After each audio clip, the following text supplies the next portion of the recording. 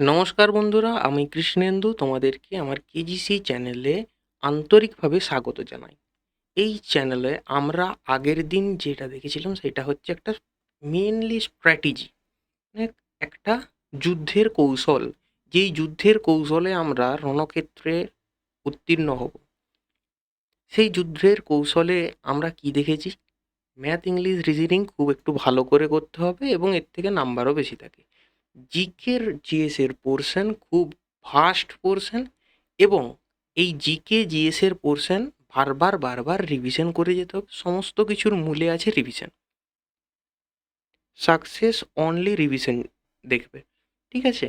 তো রিভিশনের জন্য আমরা পড়বো, তার আগে আমাদেরকে একবার ডিটেলসে জানতে হবে জিনিসটা কি, ঠিক আছে? তো জিকের মধ্যে আমি বলেছি যার যেটা ভালো লাগে সেটা পড়ো, শুধুমাত্র স্ট্যাটিক জিকে বাদ দিয়ে, কারণ ওটা সবাইকে একসাথে খুব পাওয়ারের সাথে আমাদেরকে পড়তে হবে, ঠিক আছে? তো বন্ধুরা, আশা করছি তোমরা সবাই খুবই ভালো আছো।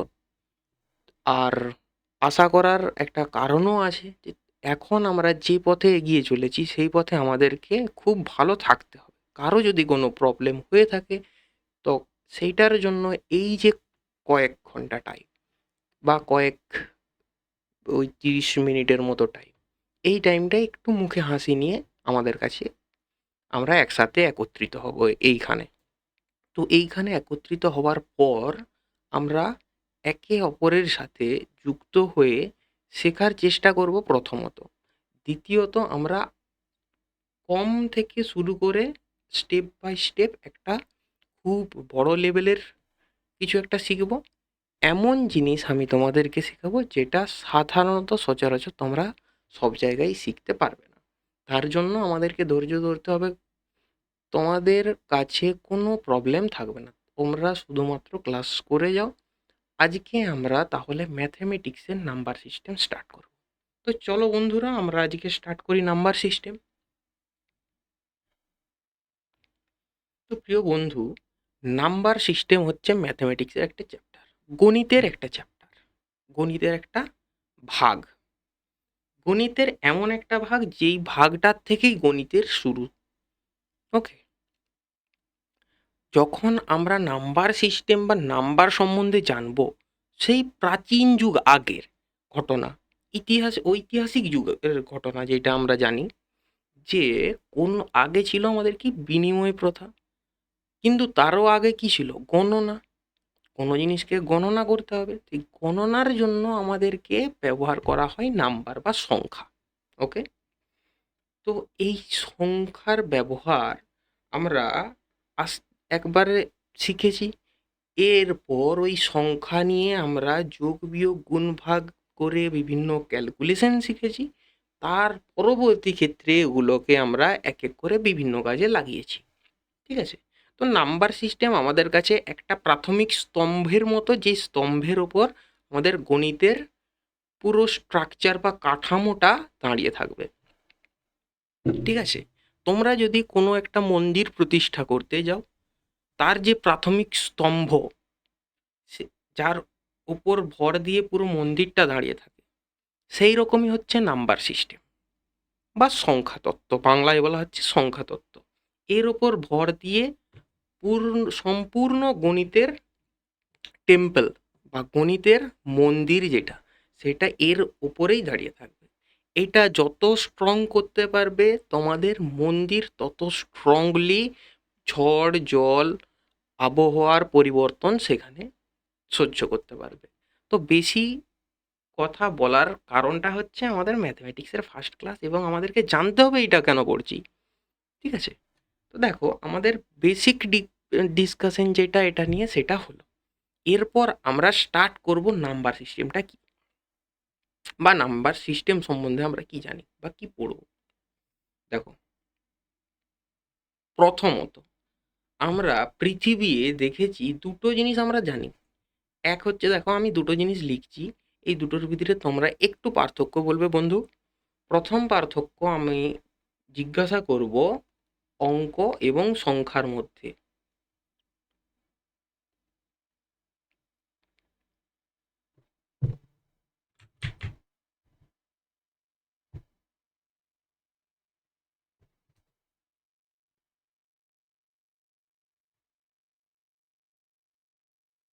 অঙ্ক এবং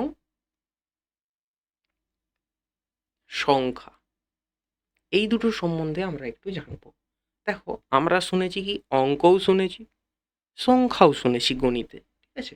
এই দুটোর সম্বন্ধে আমাদেরকে একটু জানতে হবে। দেখো, অঙ্ক জিনিসটা কি? অঙ্ক শব্দের ইংলিশ অর্থ হচ্ছে ডিজিট।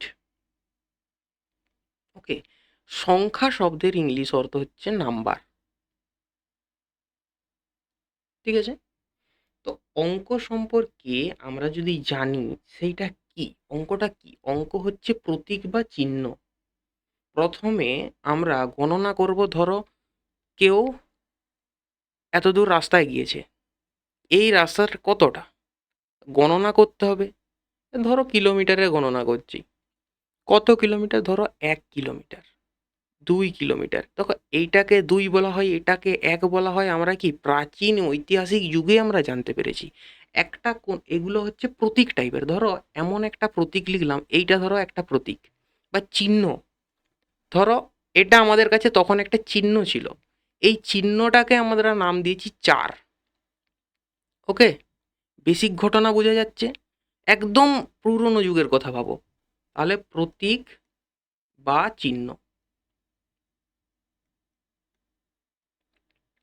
ডিজিট হচ্ছে প্রতীক বা চিহ্ন। ঠিক আছে? ধরো, এইটা আমাদের একটা প্রতীক। তো বন্ধু, এটা আমরা এখন কি বলতে পারি? এটাকে আমরা ডিজিট বলতে পারি। হ্যাঁ কি না বলো? বলা যায় তো?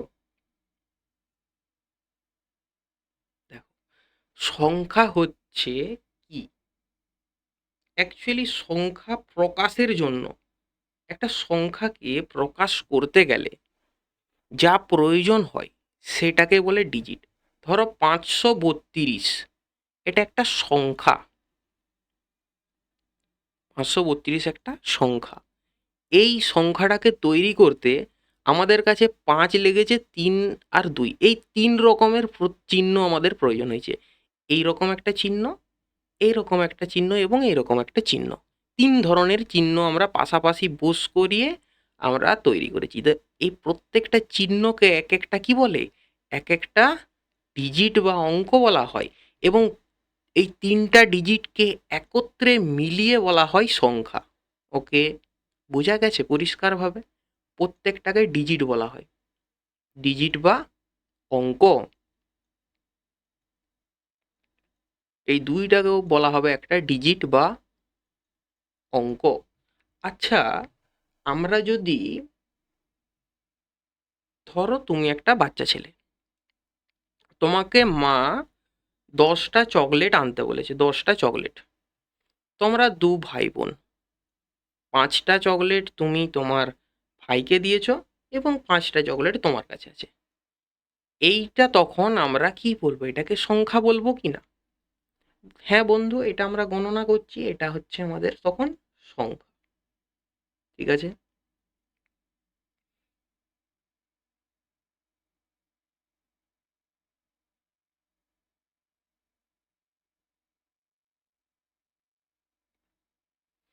তো আমরা যদি প্রতীক বা চিহ্ন দেখি, তখন আমরা দেখব কি কি চিহ্ন আমাদের মধ্যে আছে। আমাদের মধ্যে আছে 0, 1, 2। ধরো, এই ধরনের চিহ্ন এটাকে বলি 3, এই ধরনের চিহ্ন এটাকে বলি 4, এই ধরনের চিহ্ন এটাকে বলি 5, তারপর এই ধরনের চিহ্ন 6, 7, 8 এবং 9। এই চিহ্নগুলো আমাদের কাছে আছে। ওকে। এরা নিজেরা নিজেরা এক একটা সংখ্যা, মানে 2 একটা সংখ্যা, 3 একটা সংখ্যা। এরা চিহ্নও আবার সংখ্যাও। আবার 23ও একটা সংখ্যা। দুটো মিলিয়ে যেটা তৈরি হয় সেটাও একটা সংখ্যা। কিন্তু সংখ্যা তৈরি, দেখো 2 একটা সংখ্যা, এই সংখ্যা তৈরি করতে কি লাগে? কোনো একটা প্রতীক বা চিহ্ন লেগেছে। তাহলে কত লেগেছে? এই 2 লেগেছে। 2টা তখন কি হবে? প্রতীক বা চিহ্ন বা ডিজিট, যেটাকে অঙ্ক বলি। ওকে। অঙ্ক দ্বারা আমরা সংখ্যা তৈরি করতে পারি। তাহলে একটা অঙ্ক দ্বারাও আমরা সংখ্যা তৈরি করতে পারি। এই তো, 9 একটা অঙ্ক যেটা বোস করি আমরা একটা সংখ্যা তৈরি করলাম, যেটার নাম 9 বা 9। ক্লিয়ার? তাহলে প্রতীক আমরা এগুলোকে বলবো, চিহ্ন। আর সংখ্যা কাকে বলবো? এর সাথেও এইগুলোর কম্বাইন করে, মানে 90, ধরো 9 আর 0 এর মধ্যে নিলাম, দিয়ে 90 বস করালাম। এটাও আমাদের কাছে কিন্তু একটা, এগুলো হচ্ছে সংখ্যা, ঠিক আছে? এই প্রতীক বা চিহ্নকে মিলিয়ে আমরা সংখ্যা তৈরি করি। বেসিক ঘটনা বোঝা গেছে? ওকে। তো এইখান থেকে আমরা একটা কথাই বলতে পারবো, সমস্ত অঙ্কই হচ্ছে এক একটা সংখ্যা, বাট সমস্ত সংখ্যা কিন্তু অঙ্ক নয়। 90ও তো সংখ্যা হতে পারে, সেটা কি অঙ্ক? না। তার মধ্যে দুটো অঙ্ক আছে, একটা 0, একটা 9। আমরা পড়েছি এক অঙ্কের বৃহত্তম সংখ্যা, 2 অঙ্কের বৃহত্তম সংখ্যা। 2 অঙ্কের বৃহত্তম সংখ্যা যদি আমরা লিখি, তখন আমরা কি দেখব? দুটি অঙ্ক আছে, মানে দুটি স্থানে দুটা প্রতীক বোস করানো আছে, যেটা দিয়ে আমরা একটা সংখ্যা প্রকাশ করেছি। বোঝা গেছে? ওকে, চলো নেক্সট পেজে আমরা যাব, এবং নেক্সট পেজে গিয়ে এই সংখ্যার প্রকৃত মান এবং স্থানীয় মান সম্বন্ধে একটু জানব।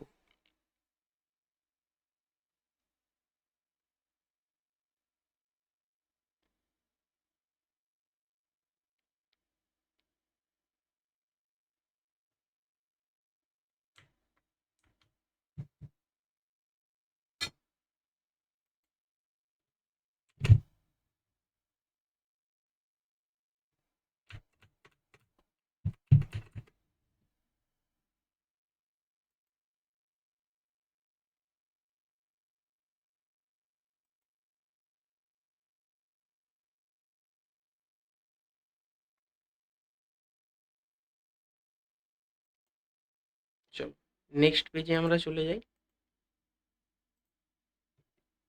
নেক্সট পেজে আমরা কি বললাম?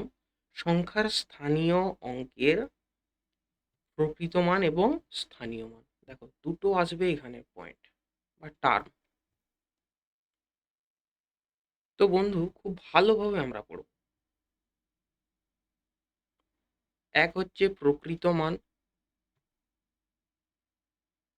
আর অপর হচ্ছে এবং স্থানীয় মান।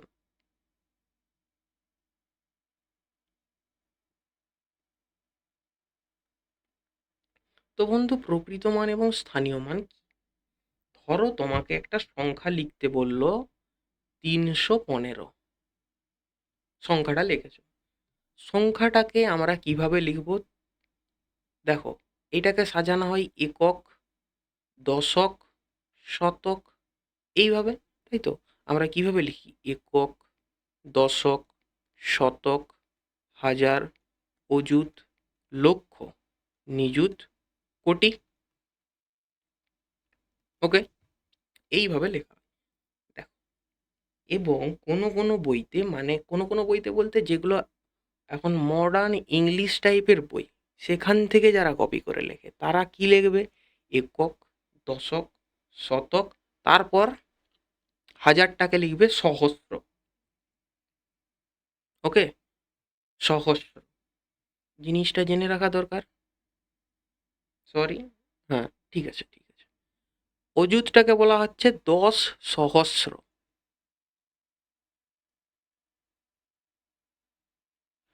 একক, দশক, শতক। শতক মানে বলা হচ্ছে, দেখো একক মানে একটা, দশক মানে দুটো সংখ্যা, শতক মানে, শতক বলতে 100কে বোঝানো হচ্ছে, তাই তো?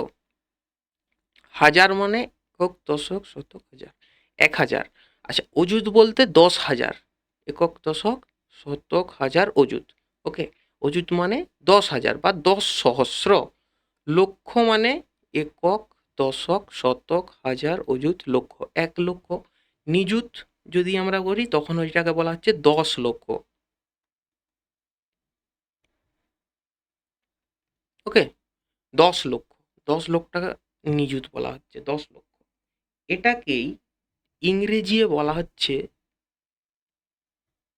10 লক্ষটাকেই ইংরেজি বলা হচ্ছে মিলিয়ন। মিলিয়ন, ওকে, মিলিয়ন। আচ্ছা, কোটি মানে একক, দশক, শতক, হাজার, অযুত, লক্ষ, নিযুত, কোটি। ওকে, এই হচ্ছে কোটি। এরপরে আরো একটা আছে 10 কোটি। 10 কোটি, 10 কোটি যেটা, সেইটাকে বলা হচ্ছে বিলিয়ন। বিলিয়ন। ওকে, বিলিয়ন। এই হচ্ছে আমরা সংখ্যাকে কিভাবে সাজাই সেইটা। ধরো আমি এইখানটায় মুছছি, মুছে আমরা কি করব, জানবো যে কিভাবে আমরা একটা সংখ্যাকে লিখি এবং সেটাকে বর্ণনা করি মৌখিকভাবে। লেখার সময় তো খাতায় লিখে দেবো, মৌখিকভাবে বিশ্লেষণ করতে গেলে তখন ধরো ৫,৩৭০ টাকা লিখতে বলেছে।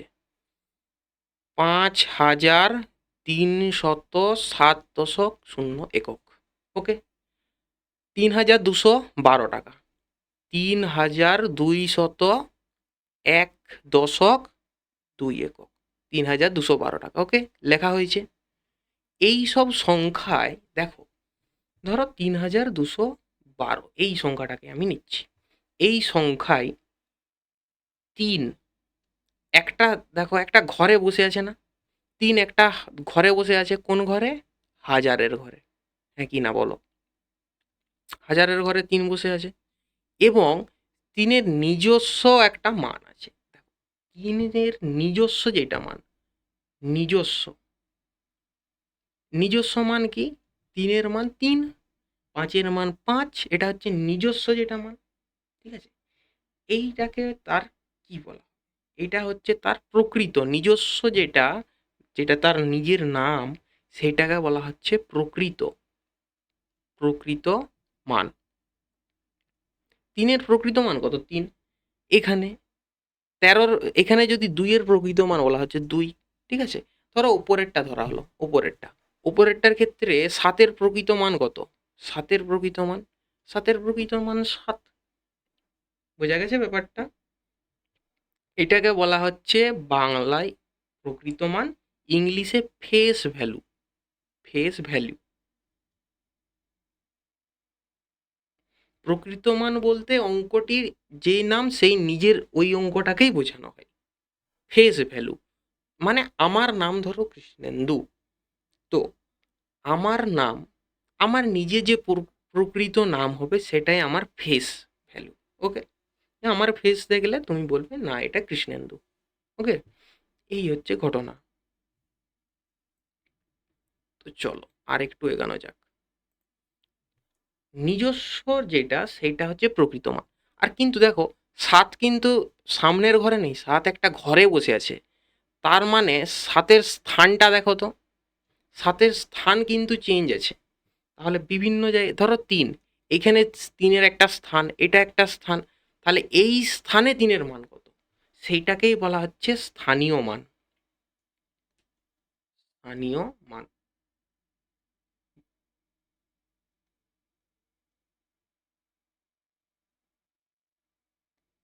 স্থানীয় মান।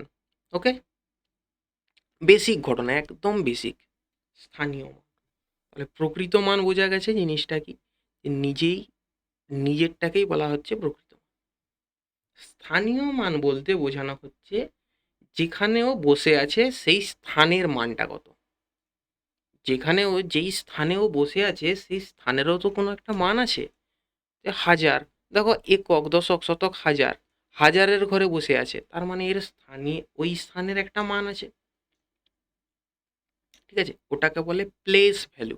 PLACE VALUE, place value. দাঁড়াও কালারটা চেঞ্জ করি, এই কালারটা ভালো না।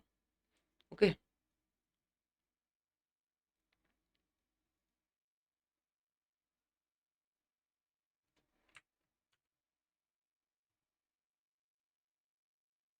Place value. তো প্লেস ভ্যালু জিনিসটা কি? তার স্থানীয় মান, মানে কোন স্থানে বসে আছে, সে এই দিক থেকে কতটা সামনের দিকে আছে, সেইটাই হবে তার স্থানীয় মান। দেখো এক্ষেত্রে স্থানীয় মান কত হবে তিনের? তিনটা কত নম্বর ঘরে বসে আছে? এক দুই তিন, 4 নম্বর ঘরে। মানে যেই ঘরে বসে থাকবে সেই ঘরে ওই তিনের মানটা রাখবে। বাকি ধরো শতক, দশক, একক, একক দশক শতক হাজার যেটা লেখা আছে আছে। দেখো এর প্লেস ভ্যালু বোস করাবো কিভাবে? যে যেখানে বোস করে আছে বোস করে দাও। তিনের প্লেস ভ্যালু চেয়েছে মানে তিন যেখানে আছে বোস করিয়ে দাও। তারপরে বাকি ঘরগুলোতে শূন্য রাখো। শূন্য, তার মানে তার স্থানীয় মান হচ্ছে কত?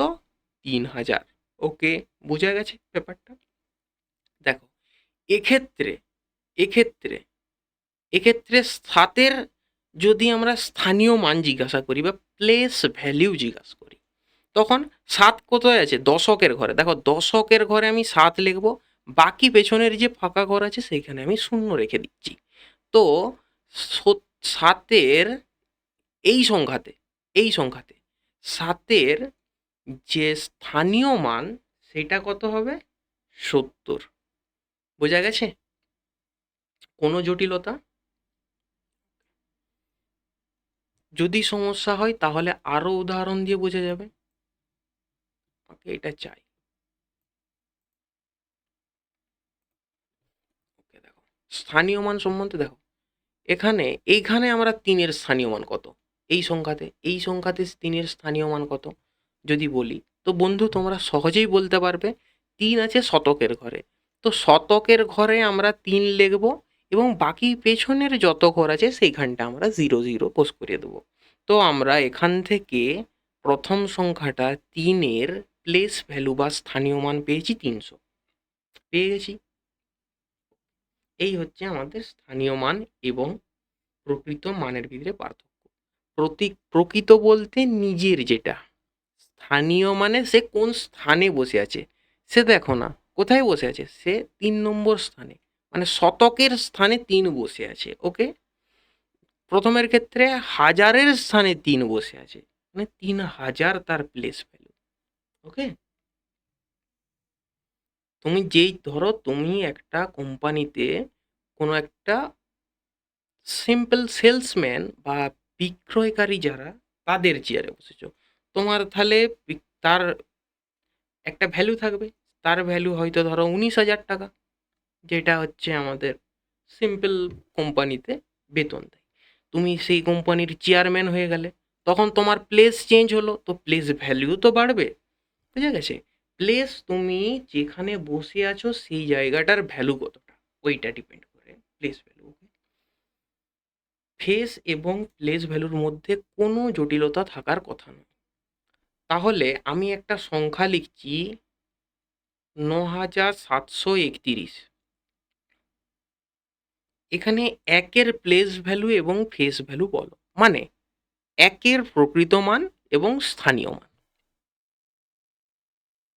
দেখো, ১-এর প্রকৃত মান ১, সে নিজেই তার প্রকৃত মান, মানে আমি নিজেই আমার নিজের মান। স্থানীয় মান, সে কতই বসে আছে, সে এককের ঘরে বসে আছে, একদম লাস্টেই বসে আছে, তো এর স্থানীয় মান কত হবে? ১। বোঝা গেছে? কোনো জটিলতার কিছু নেই। তো বন্ধু, এরকম কোশ্চেন করলে তোমরা সহজেই উত্তর দিতে পারবে। ৯,৩২৭, এর ২-এর প্লেস ভ্যালু আমাদেরকে, বা স্থানীয় মান যেটা, সেটা আমাদেরকে বলো প্লিজ।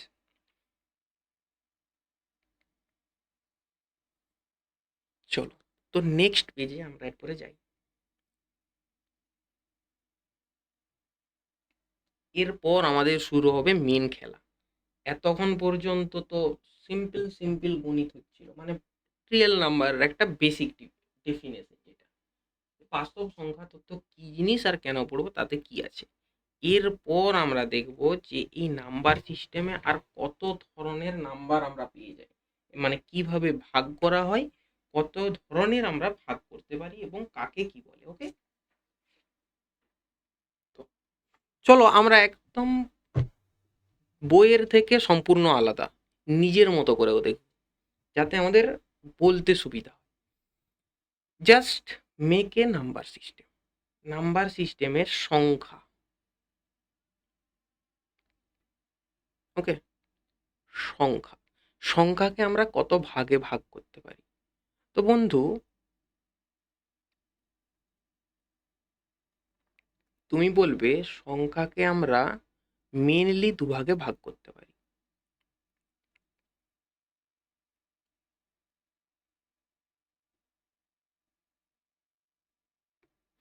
মেনলি দুভাগে ভাগ করতে পারি। প্রথম ভাগ, যেটাকে বলা হচ্ছে বাস্তব সংখ্যা। বাস্তব সংখ্যা, দ্যাট মিন্স বাস্তবে যেগুলো আমরা জানি, যেগুলো বাস্তবে আছে, যেটাকে বলে রিয়েল নাম্বার। রিয়েল নাম্বার, ওকে। আর একটা সংখ্যা হয় যেটা আমরা ব্যবহার করি, 1 মিনিট ওয়েট। আচ্ছা, হ্যাঁ, বাস্তব সংখ্যা আমাদের হলো। এরপর আরেকটা নাম্বার আছে যেটাকে আমরা কল্পনায় ব্যবহার করি, যেটাকে কাল্পনিক কাল্পনিক সংখ্যা বলি, ওকে। বাস্তব সংখ্যা এবং কাল্পনিক সংখ্যা, কাল্পনিক সংখ্যার ইংলিশ টার্ম হচ্ছে imaginary number. Imaginary number, imaginary number বলতে এমন নাম্বার যেগুলো আমরা খাতায় কলমে কোনোদিন ইউজ করতেই পারবো না। মানে খাতায় কলমে ইউজ হবে, আনুমান মানে মনে মনে ইউজ হবে, কিন্তু তার কোনো ব্যবহার আমরা দেখতে পাবো না। যেটাকে আই দ্বারা ডিনোট করা হয়। আই এর মান কত হবে? রুটের ভেতর যখন -1 থাকবে, এইটা হচ্ছে একটা কাল্পনিক সংখ্যা, মানে এর কোনো বেসিক মান নেই। রুটের ভিতরের -1 এর কোনো মান নেই। যেমন তোমাকে যদি বলে রুটের ভিতরের -1 সংখ্যক চকলেট দাও, সেটা তো অসম্ভব ব্যাপার, ঠিক আছে। আমরা এগুলো বড় বড় ক্যালকুলেশনে ব্যবহার করি বা গাণিতিক বিশ্লেষণে। ক্লাস 12 থেকে স্টার্ট হবে তোমাদের এই কাল্পনিক বা ইমাজিনারি নাম্বার, এবং এইগুলো হচ্ছে বিভিন্ন গাণিতিক বিশ্লেষণে আমাদের প্রয়োজন হয়, যেখানে কল্পনার প্রয়োজন। বাস্তব সংখ্যা আমাদের বাস্তবে প্রত্যেক জনের জীবনে প্রয়োজন হয়। তো রিয়েল নাম্বারকে কেন্দ্র করে তো রিয়েল নাম্বারকে কেন্দ্র করে আমরা আরও দুটো সংখ্যা স্থাপন করেছি। রিয়েল নাম্বারকে আবার দুভাগে ভাগ করে দিয়েছি। প্রথম ভাগ, একদম ফার্স্ট, রিয়েল নাম্বারকে প্রথমে ভাগ করেছি পূর্ণ সংখ্যা দ্বারা। পূর্ণ সংখ্যা দ্বারা, ওকে। এবং দ্বিতীয় ভাগে আমরা রিয়েল নাম্বারকে দেখেছি দশমিক সংখ্যা দ্বারা। দশমিক সংখ্যা, দেখো পূর্ণ সংখ্যার ইংরেজি অর্থ হচ্ছে ইন্টিজার। দেখো, বাংলার সাথে ইংলিশ বলার এই কারণটাই, কারণ তোমরা এখন যে পরীক্ষার জন্য আমরা ভালোভাবে পড়ছি, সেখানে বাংলার সাথে সাথে এমন এমন পরীক্ষা আছে যেটা ইংলিশে দিতে দিতে বাধ্য তোমরা, ঠিক আছে। এখন যদি আমাদের টাইমে বাংলায় করে দেয় সেই সমস্ত কোশ্চেন পেপার, তাহলে খুবই ভালো। আদারওয়াইজ আমাদেরকে ইংলিশটাও পড়ো খুব সুন্দরভাবে, খুব সহজ। বাংলার থেকেও অঙ্ক ইংলিশে করা খুবই সহজ, ওকে। দশমিক সংখ্যাটাকে ইংরেজি বলা হয় decimal number, DECIMAL, decimal number, okay. তো পূর্ণ সংখ্যা বা ইন্টিজার নাম্বার, ইন্টিজার নাম্বার বলতে সম্পূর্ণ যা সংখ্যা আমরা পৃথিবীতে দেখি, সম্পূর্ণ সংখ্যাটাকে আমরা বলবো ইন্টিজার। যেমন মাইনাস থেকে শুরু করে -3, -2, -1 এগুলো, আবার 1, 2, 3 এগুলো, এই সমস্ত নাম্বারগুলো হচ্ছে আমাদের পূর্ণ সংখ্যা, ওকে।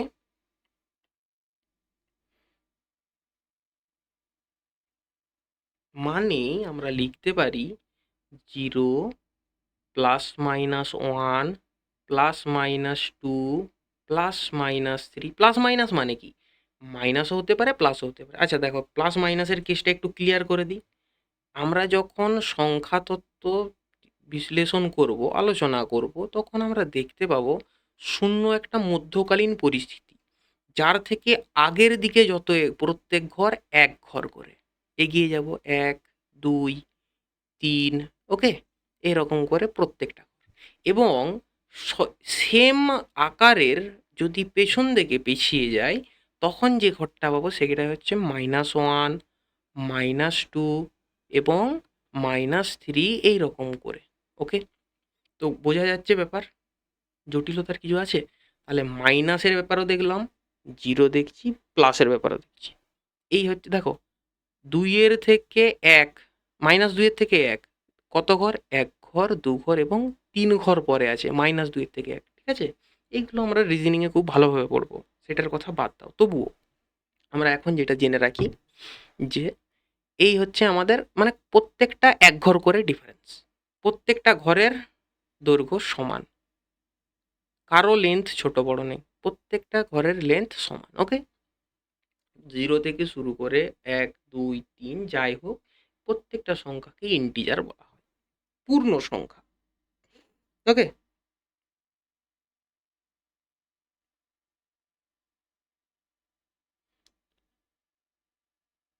আচ্ছা, বাস্তব বা স্বাভাবিক সংখ্যা জিনিসটা কি? বাস্তবে যেগুলো ঘটে এর উদাহরণটা দেওয়া হয়নি। বাস্তব বা রিয়েল নাম্বার উদাহরণটা আমি একটু দিয়ে দিই। কি হলো পেন?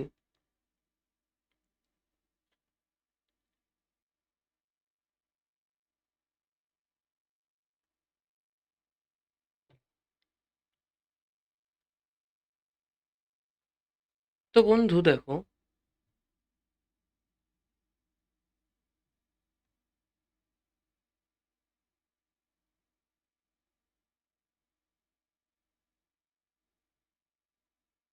ইন্টিজার। ওকে, ইন্টিজার নাম্বার। আচ্ছা, রিয়েল সংখ্যা সম্পর্কে আমরা একটু উদাহরণ দিই। রিয়েল মানে বাস্তবে যেটা সম্ভব, সেই সমস্ত সংখ্যা, যেমন 1 2 3 4 5 6 এরকম করে যত সংখ্যা আছে সেগুলো কি হবে আমাদের বাস্তব সংখ্যা, কারণ এগুলো বাস্তবে আমাদের স্বাভাবিক, আমরা দেখতে পাই, কাজ করি এটার সাথে। আচ্ছা, শূন্যর সাথে কোনোদিন দোকানে গিয়ে বলেছো শূন্য চকলেট দাও? তাহলে শূন্য কি আমাদের রিয়েল নাম্বার হবে? বাস্তবে এর কোনো অস্তিত্ব আমরা পাই না। ওকে,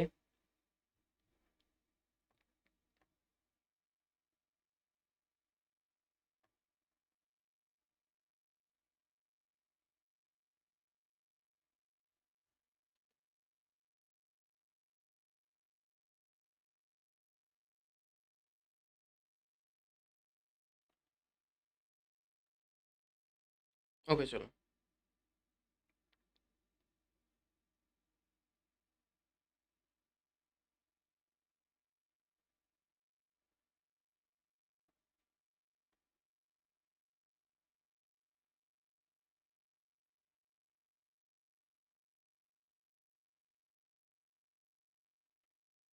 তো আমাদের শূন্য কিন্তু রিয়েল নাম্বার নয়, এটা আমরা এতক্ষণ জানতে পারলাম। এরপর আমরা পূর্ণ সংখ্যা এবং দশমিক সংখ্যা সম্বন্ধে একটু জানবো। দশমিক, চলো নেক্সট পেজে যাই, এই পেজটা একটু প্রবলেম হচ্ছে। তো রিয়েল নাম্বার সম্পর্কে জানলাম, যেটা রিয়েল নাম্বারে আমাদের কিন্তু জিরো নেই, কিন্তু রিয়েল নাম্বারের মধ্যে এমন একটা পার্ট আছে যেটাকে পূর্ণ সংখ্যা বলে, মানে স্বাভাবিক সংখ্যা যেগুলো আছে, সেই স্বাভাবিক সংখ্যার সাথে যদি আমি শূন্যকে যোগ করি তখন আমরা পাবো পূর্ণ সংখ্যা। পূর্ণ সংখ্যা, পূর্ণ সংখ্যা,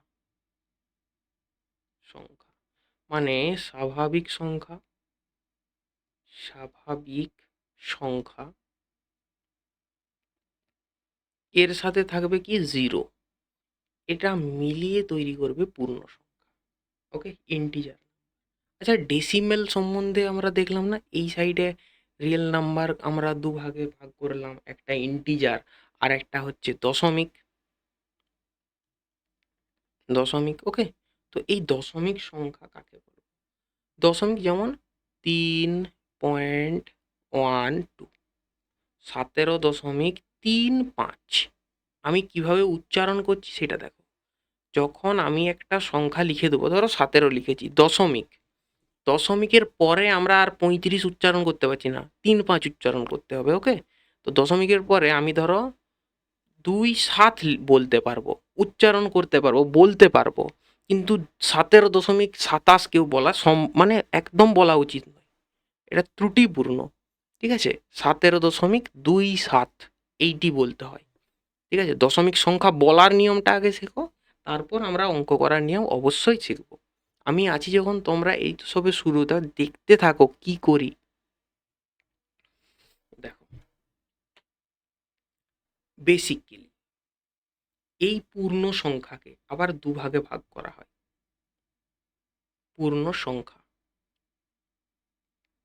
এটা আমাদের আবার দুভাগে ভাগ করা সম্ভব। যেমন পূর্ণ সংখ্যার দুভাগে ভাগ,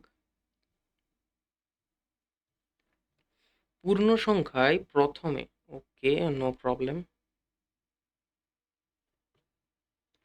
পূর্ণ সংখ্যার একটা ভাগ যেটাকে বলা হচ্ছে জোড়, এবং পূর্ণ সংখ্যার অপর ভাগ যেটাকে বলা হচ্ছে বিজোড়। প্রত্যেকটা সংখ্যা সম্বন্ধে আলোচনা করব। পূর্ণ সংখ্যার প্রথম ভাগ হচ্ছে জোড়, বাংলায় যেটাকে বলা হচ্ছে ইভেন নাম্বার, ইভেন নাম্বার বাংলায় বলবো। আর বিজোড় যেটাকে বাংলায় বলবো সেইটাকে ইংলিশে বলা হচ্ছে অড নাম্বার। ওকে, দেখো আমরা বারবার অড আর ইভেন এটা বলার চেষ্টা করব, যেখানে আমাদের ভুল হওয়ার চান্স থাকে। অড আর ইভেন সবাই গুলিয়ে যায়। ইভেন নাম্বার বলতে জোড় সংখ্যা, অড নাম্বার হচ্ছে বিজোড় সংখ্যা। ভুলার বা গুলানোর কোনো এখানে স্থান নেই। ওকে, দেখো জোড় সংখ্যাকে আমরা যদি লিখি, কি লিখবো? জোড় সংখ্যা কাকে বলে? যে সমস্ত সংখ্যা দুই দ্বারা বিভাজ্য। আমি একটু আস্তে আস্তে পড়াচ্ছি। তাহলে যে সমস্ত সংখ্যা দুই দ্বারা বিভাজ্য তাদের বলে জোড় সংখ্যা। আচ্ছা, বিজোড় সংখ্যা কাকে বলে? যে সমস্ত সংখ্যা দুই দ্বারা বিভাজ্য নয়, দুই দ্বারা বিভাজ্য নয়, নয়। ওকে, তো যে সমস্ত সংখ্যা দুই দ্বারা বিভাজ্য তাদের একটা উদাহরণ বলো বন্ধু। তোমার কাছ থেকেই জানতে চাইছি। দুইটা তো দুই দ্বারা বিভাজ্য, তাহলে সর্বপ্রথম সবার থেকে কম জোড় সংখ্যা কি বলা? দুই। তাহলে চারও দুই দ্বারা বিভাজ্য। এরপরে আস্তে আস্তে ছয়, আট, 10 এগুলো সমস্ত কিছু দুই দ্বারা বিভাজ্য, এগুলোকে জোড় সংখ্যা বলা হয়। আচ্ছা, দুই দ্বারা বিভাজ্য নয় এমন একটা সংখ্যা বলো তো সাথী, যার জন্য সেটাকে আমরা বিজোড় সংখ্যা বলবো। দুই দ্বারা বিভাজ্য নয় তবেই তো বিজোড় হবে। তো দেখো, এক এমন একটা সংখ্যা যে দুই দ্বারা বিভাজ্য নয়। হ্যাঁ কি না বলো? তা এক হচ্ছে ইম্পর্ট্যান্ট। কেন ইম্পর্ট্যান্ট না, বলবে সব থেকে নিম্নতম বিজোড় সংখ্যা কোনটা। এক, এক হচ্ছে সব থেকে নিম্নতম বিজোড় সংখ্যা। এবং তারপরে তিন, তিনটা কি দুই দ্বারা বিভাজ্য হবে? না বন্ধু, কোনোদিনই সম্ভব নয়। পাঁচও কিন্তু দুই দ্বারা বিভাজ্য নয়। তো এদেরকে আমরা বলবো অড নাম্বার বা বিজোড় সংখ্যা। তো জোড় সংখ্যা বিজোড় সংখ্যা সম্পর্কে আমাদের আলোচনা, একটা আইডিয়া হয়েছে। ওকে, দুই দ্বারা বিভাজ্য, দুই দ্বারা বিভাজ্য নয়। এরপর যদি আমরা পূর্ণ সংখ্যাকে আরো ভালোভাবে ভাগ করি, এটাকে আরো ডিস্ট্রিবিউট করি, বিভাজিত করি, তখন আমরা দুটো সংখ্যা পাবো পূর্ণ সংখ্যা।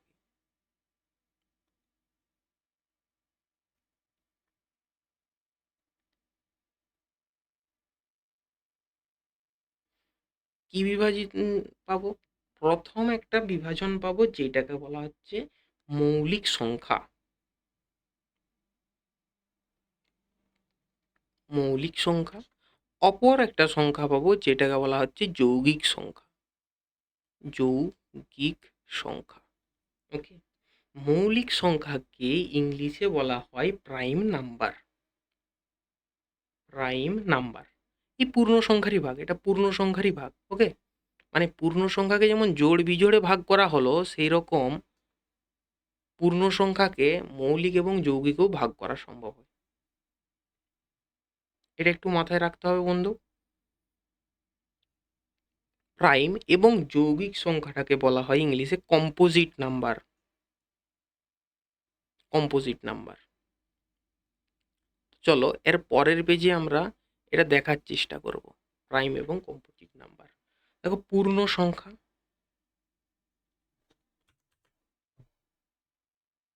পূর্ণ সংখ্যা হোল টোটাল যে সমস্ত সংখ্যা যেগুলো, সেই পূর্ণ সংখ্যা মিলিয়ে আমরা দুভাগে ভাগ করেছিলাম। প্রথমে জোড় বিজোড়, মানে দুই দ্বারা বিভাজ্য, দুই দ্বারা বিভাজ্য নয়।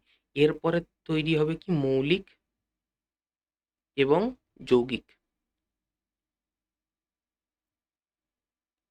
তাই তো? তো মৌলিক সংখ্যা বা প্রাইম নাম্বার আমরা কাদেরকে বলবো? এমন এমন সংখ্যা আছে যেই সংখ্যাগুলো এক ও সেই নিজেই নিজের দ্বারা সেই সংখ্যা দ্বারা বিভাজ্য,